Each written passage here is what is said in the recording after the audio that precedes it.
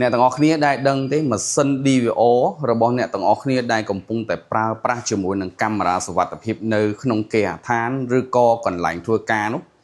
មានមុខងារពិសេសដើម្បីផ្លាស់ប្ដូរក្នុងការប្រើប្រាស់ដែរឬទេឥឡូវហ្នឹងណាកាមេរ៉ារបស់ក្រុមហ៊ុន Hikvision ចេញមកថ្មីច្រើនណាស់ហើយសម្រាប់ម៉ាស៊ីន DVR វិញ Hikvision បានធ្វើបច្ចុប្បន្នភាពជាមួយនឹងម៉ាស៊ីនខ្លួននោះអាចប្រើបានជាមួយនឹងកាមេរ៉ាស៊ីក្រោយជាច្រើនដូចជាពពួកកាមេរ៉ាដែលយើងហៅថា two-way audio ជាមួយនឹងពពួកកាមេរ៉ា Smart Hybrid Light ហើយទាំងអស់នេះគឺប្រើនៅក្នុងកាមេរ៉ាតែមួយគ្រាប់ទេម៉ាស៊ីនដែលធ្វើបច្ចុប្បន្នភាពចុងក្រោយនេះអាចប្រើបានជាមួយនឹងកាមេរ៉ាពពួកទាំងនោះហើយពិសេសទៅទៀតនោះម៉ាស៊ីន DVR គឺមានមុខងារមួយពេលដែល record រូបភាពនៅក្នុងការ playback របស់អ្នកទាំងអស់គ្នាតាមរយៈទូរស័ព្ទដៃហ្នឹងណាងាយស្រួលណាស់គឺ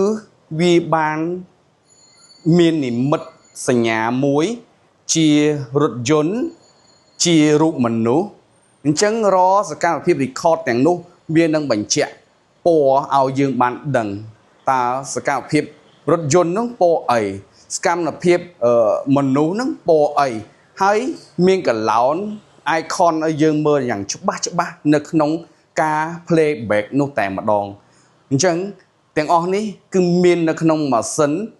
ស៊េរីចុងក្រោយបង្អស់របស់ក្រុមហ៊ុន Hikvision អញ្ចឹងអ្នកទាំងអស់គ្នាបើចង់ប្រើឬក៏ចង់សាកល្បងអាចទំនាក់ទំនងមកនៅក្នុង comment ក្រោមវីដេអូនេះដើម្បីសាកសួរព័ត៌មាននិងតម្លៃបន្ថែមពីខ្ញុំហើយអ្នកទាំងអស់គ្នានឹងទទួលបានក្នុងតម្លៃមួយដ៏ល្អហើយការប្រើប្រាស់ដ៏អស្ចារ្យមួយចុងក្រោយគេរបស់ក្រុមហ៊ុន Hikvision តែម្ដងអញ្ចឹងកុំភ្លេចជួយ follow page ខ្ញុំនេះ share វីដេអូរបស់ខ្ញុំនេះដើម្បីទទួលបានព័ត៌មានថ្មីហើយមិត្តភ័ក្តិអ្នកទាំងអស់គ្នាក៏បានឃើញនៅវីដេអូមួយនេះជាពិសេសអ្នកទាំងអស់គ្នានឹងទទួលបានព័ត៌មានវីដេអូរបស់ខ្ញុំមុនគេតែម្ដងអរគុណច្រើនសម្រាប់ការទស្សនាតាំងពីដើមរហូតដល់ចប់អរគុណនិងជម្រាបលា